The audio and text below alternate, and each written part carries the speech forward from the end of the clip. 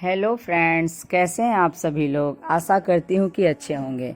आज मैं आपको वट सावित्री व्रत कथा सुनाऊंगी। भद्र देश के एक राजा थे जिनका नाम अश्वपति था। भद्र देश के राजा अश्वपति के कोई संतान न थी। उन्होंने संतान की प्राप्ति के लिए मंत्रोच्चारण के साथ प्रतिदिन 1,00,000 आहुतियां दी। 18 वर्षों तक यह क्रम जारी रहा। इसके बाद सावित्री देवी ने प्रकट होकर वर दिया कि राजन, तुझे एक तेजस्वी कन्या पैदा होगी। सावित्री देवी की कृपा से जन्म लेने के कारण से कन्या का नाम सावित्री रखा गया।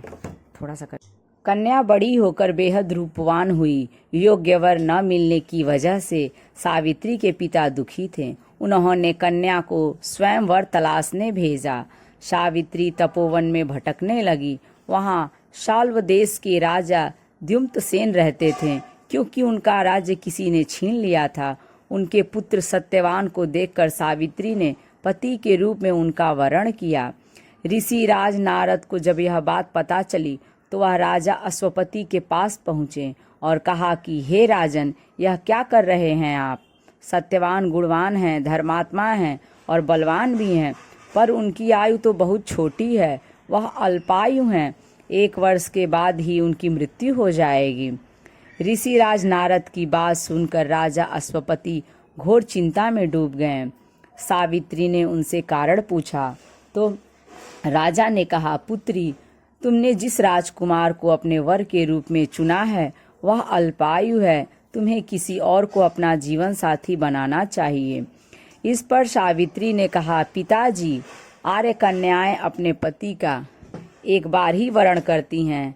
राजा एक बार ही आज्ञा देता है और पंडित एक बार ही प्रतिज्ञा करते हैं और कन्यादान भी एक बार ही किया जाता है। सावित्री हठ करने लगी और बोली, मैं सत्यवान से ही विवाह करूंगी। राजा अश्वपति ने सावित्री का विवाह सत्यवान से कर दिया। सावित्री अपने ससुराल पहुंचते ही सास ससुर की सेवा करने लगी। समय बीतता चला गया। नारद मुनि ने सावित्री को पहले ही सत्यवान की मृत्यु के दिन के बारे में बता दिया था।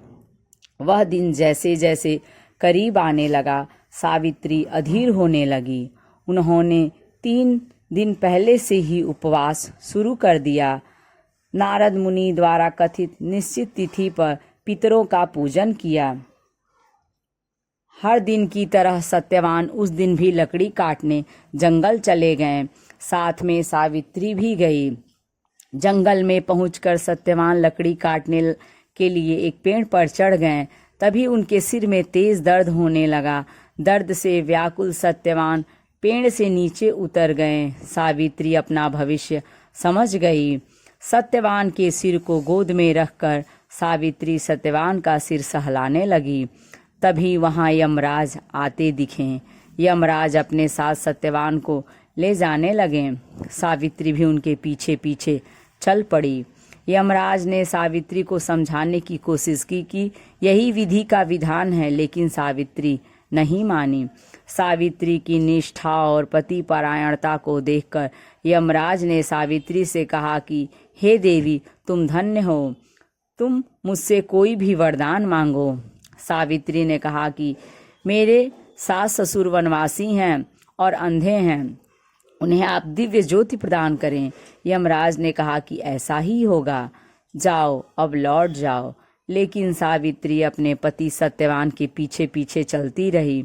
यमराज ने कहा कि देवी, तुम वापस जाओ। सावित्री ने कहा, भगवान, मुझे अपने पतिदेव के पीछे पीछे चलने में कोई परेशानी नहीं है। पति के पीछे चलना तो मेरा कर्तव्य है। यह सुनकर उन्होंने फिर से उसे एक और वर मांगने के लिए कहा। सावित्री बोली, हमारे ससुर का राज्य छिन गया है, उसे पुनः वापस दिला दें। यमराज ने सावित्री को यह वरदान भी दे दिया और कहा, अब तुम लौट जाओ। लेकिन सावित्री पीछे पीछे चलती रही। यमराज ने सावित्री को तीसरा वरदान मांगने को कहा। इस पर सावित्री ने 100 संतानों और सौभाग्य का वरदान मांगा। यमराज ने इसका वरदान भी सावित्री को दे दिया। सावित्री ने यमराज से कहा कि प्रभु, मैं एक पतिव्रता पत्नी हूँ और आपने मुझे पुत्रवती होने का आशीर्वाद दिया है। यह सुनकर यमराज को सत्यवान के प्राण छोड़ने पड़े। यमराज अंतर्धान हो गए और सावित्री उसी वटवृक्ष के पास आ गई जहां उसके पति का मृत शरीर पड़ा था। सत्यवान जीवंत हो गया और दोनों खुशी खुशी अपने राज्य की ओर चल पड़े। दोनों जब घर पहुंचे तो देखा कि माता पिता को दिव्य ज्योति प्राप्त हो गई है। इस प्रकार सावित्री सत्यवान चिरकाल तक राज्य सुख भोगते रहें। अतः पतिव्रता सावित्री के अनुरूप ही प्रथम अपने सास ससुर का उचित पूजन करने के साथ ही अन्य विधियों को प्रारंभ करें। वट सावित्री व्रत करने और इस कथा को सुनने से उपवासक के वैवाहिक जीवन या जीवन साथी की आयु पर किसी भी प्रकार का कोई संकट आया हो तो वह टल जाता है। यह वीडियो आपको कैसी लगी कमेंट्स करके ज़रूर बताएं। यदि अच्छी लगे तो लाइक करें और यदि मेरे चैनल दुर्गा दासी मीरा पर आप नए हैं तो इसे सब्सक्राइब करें।